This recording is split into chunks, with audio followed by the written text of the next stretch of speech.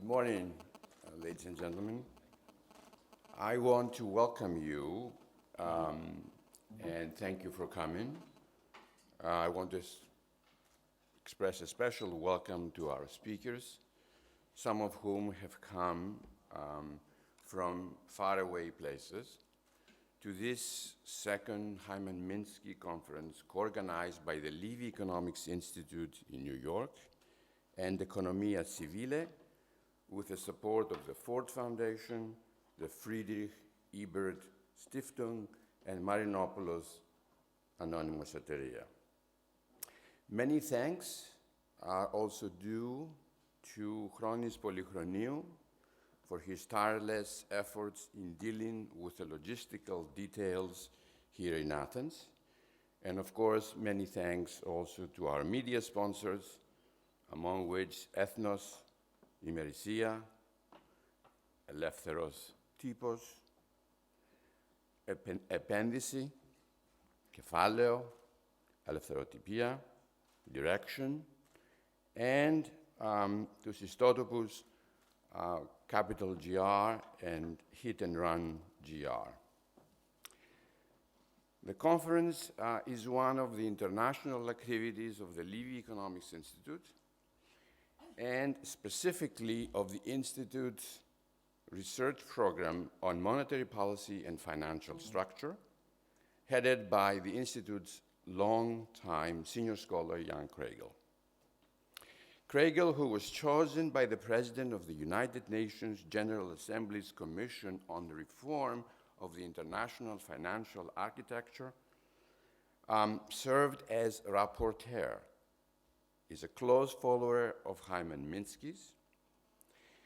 Hyman Minsky, for those of you who do not know enough about him, was a maverick economist who is well known in the economics profession for his work on financial instability and employment policies, and whose many and prescient contributions to economics have finally been recognized not only in the United States and Europe, but all over the world. The Levy Institute, for those of you who have not followed our work, was established in 1986 as a unit of Bard College in New York. It is an independent, non-profit, non-partisan public policy think tank that encourages diversity of opinion in the examination of economic issues profoundly affecting countries all over the world.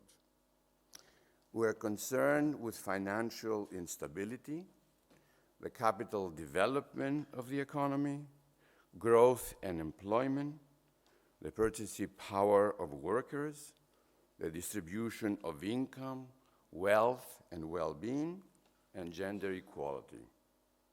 Our focus is on generating viable, effective public policy responses to pressing economic problems.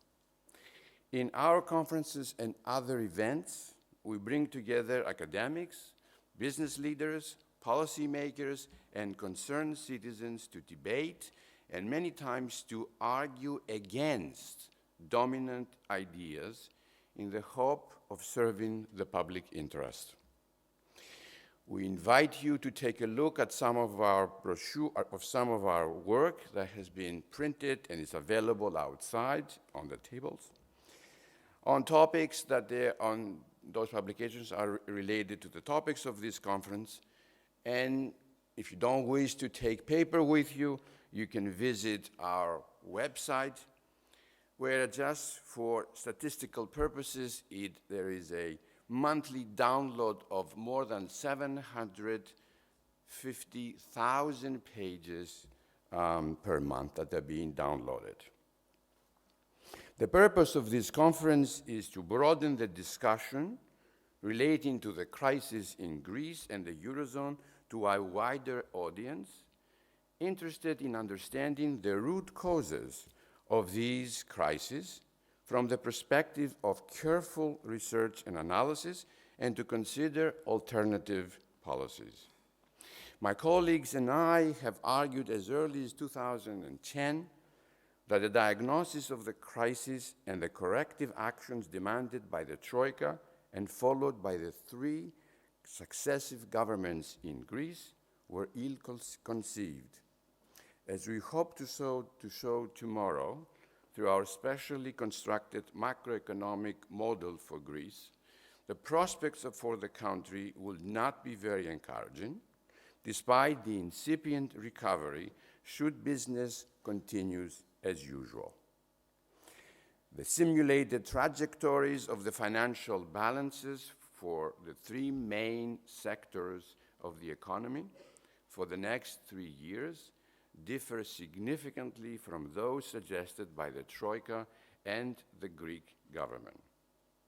High public deficits and debt, together with bad policies, have created unstable markets. The ineffective and disastrous austerity policy responses, miscalculating fiscal multipliers, have delivered catastrophic levels of unemployment, economic downturn, declining fortunes, high levels of poverty and despair. Euphoric periods with accommodative monetary and fiscal policy helped increase both the government and private sectors' borrowing and debt, linked to the deterioration of the balance of payments. Indeed, there is a connection linking the internal sectors, that is private and public, with the external sector. And although this connection, or macroeconomic identity as it is known in economics, is not a theory, but it informs policy. My colleague Jan Kregel and others would elaborate on this issue in the panels to follow. A year ago, we organized a similar conference here in this facility to investigate the cause of the continuation of the economic and financial crisis and to determine the effectiveness of policies that had been followed. A year later now, the Eurozone's periphery member states' sovereign debt has grown larger despite the austerity imposed by Berlin and Brussels. Debt dynamics are complex, but the debt level of the South European periphery is accumulating at an accelerating pace, and for Greece, for example, it is 340 billion euros, representing over 170% of GDP. What has become clear, however, is that austerity means falling employment and wages and pensions that reduce consumption and retail sales, and hence government revenues, necessitating higher taxes that further reduce income and output, continuously increasing the debt to GDP ratio. For the Eurozone as a whole, public debt is over 95% of GDP, much higher than the artificial 60% of the Maastricht Treaty and the level Germany insists that it be followed. As the bigger economies like France, Italy, and Spain are also under the grip of austerity, the entire continent would ultimately see government revenues collapsing. Worse, exports to neighbors are hurt by a reduction of demand, as it has happened in Greece. Lower wages and prices in one member country engender competitive deflation and compound the problem as each country tries to gain advantage in order to promote growth through exports. What is most remarkable is that the European Union's largest exporter, that is Germany, does not yet appear to recognize that its insistence on fiscal austerity for all of its neighbors and the promotion of the beggar thy neighbor export-led strategy can neither last very long nor will be accepted by those charged with running the global economy. Furthermore, stagnant external demand will take a toll in Germany.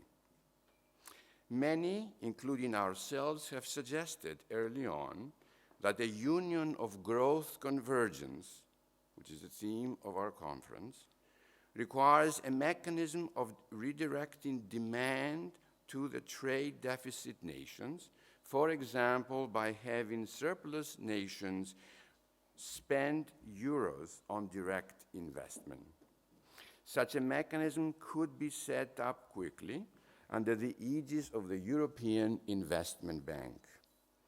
Effective incentives to recycle current account surpluses via foreign direct investment, equity flows, foreign aid, or imports could be easily crafted.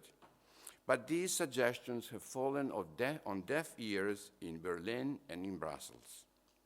As we will show tomorrow, the strategy of internal devaluation that has achieved a close to 30% reduction in real wages, surpassing Troika's initial target of 15%, has made Greece very competitive, but failed to increase exports significantly. Instead, it has proved to be detrimental on living standards and domestic consumption, and the most important stabilizing driver of the economy. In Greece, the path of exports, as the evidence shows, was unstable before the crisis, and it's still unstable now, despite the increase in tourism that is not sufficient to offset the precipitous decline of private and public consumption and investment. To be sure, exports are important, but domestic demand is crucial. Even China, the largest export-oriented economy, has begun reorienting its economy toward increasing and stabilizing its domestic demand. And this should be the emphasis for Greece and the other countries of European South. The government has mounted a considerable public relations campaign celebrating the achievement of a primary budget surplus last year and the small growth rate announced last Friday to engender optimism that the country has finally turned the corner. The optimism, as we will show, however, is not well-founded. Despite encouraging signs of an incipient economic recovery, Greece remains mired on the deepest of economic depressions, and it is now burdened by a mountain of debt, with its strategic options to be limited. Reducing the stubbornly high unemployment and reversing the declining fortunes of households are urgent public policy priorities. Economic growth and increased domestic demand will not come about from the private sector expenditures, while the household sector continues tightening its belt. The business sector without viable options for financing investment, and the banking sector still shaky with a large stock of non-performing loans. Despite the millions of tourists visiting the country, tourism will not save Greece. High unemployment and declining production have pushed Greece into deflation territory, which is unclear if it will be a relatively short-term phenomenon. The business-as-usual approach must come to an end. The South European nations, and especially Greece, need a pro-growth and employment policy. As we will show again tomorrow, there are ways that these goals can be achieved. All of what I have said up to now is drawn from the work of Hyman Minsky and Wayne Godley, both distinguished scholars at the Levy Institute for many years. Hyman Minsky documented the importance of not being fooled by the illusion of small government, while Wayne Godley, who was the architect of macroeconomic models, provided the means to simulate the results of bad and good policy with peerless accuracy. This conference is a tribute to their contribution. Thank you again very much for coming, and enjoy the conference.